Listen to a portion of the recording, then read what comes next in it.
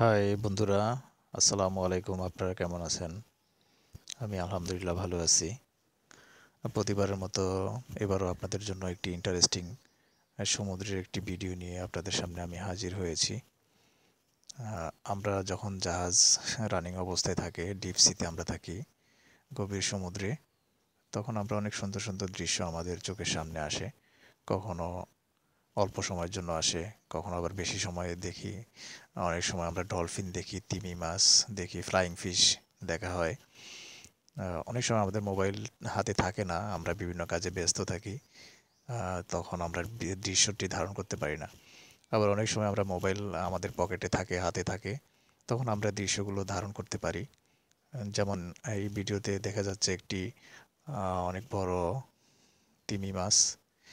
অনেক দূর থেকে দেখতেছি, তিমির লেজের অংশটাই দেখা যাচ্ছে বারবার।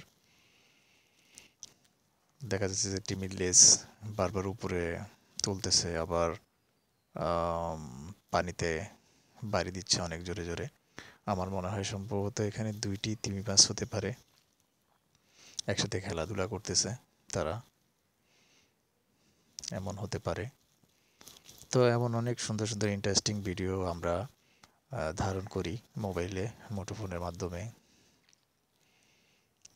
আমাদের জাহাজের জীবনটা অনেক অ্যাডভেঞ্চার, অনেক রোমাঞ্চকর, অনেক সুন্দর, অনেক ভালোই লাগে আমাদের। কিন্তু আমাদের অনেক সময় খারাপ লাগে যে আমরা ফ্যামিলি থেকে দূরে থাকতে হয়, তাই আমাদের অনেক খারাপ লাগা কাজ করে মাঝে মাঝে। আবার যখন আমরা দিন শেষে ডিউটি শেষ করে আমরা যখন জাহাজের যে বারান্দা তো নেই জাহাজে, ব্রিজ উইং বা ব্রিজ উইংয়ের আশেপাশে থেকে আমরা সমুদ্র দেখি, নীল সাগর দেখি, তখন আমাদের অনেক সুন্দর লাগে, ইন্টারেস্টিং লাগে, দৃশ্যগুলো দেখতে অনেক ভালোই লাগে। বারবার দেখা যাচ্ছে যে আহ, তিমি তিমি খেলাধুলা করতেছে। এই যে তিমির লেজ দেখা যাচ্ছে, সম্ভবত এখানে দুইটি দুইটি তিমি হবে। এখানে দুইটি তিমির পা দেখা যাচ্ছে, তারা খুব আনন্দে আছে দেখা যাচ্ছে।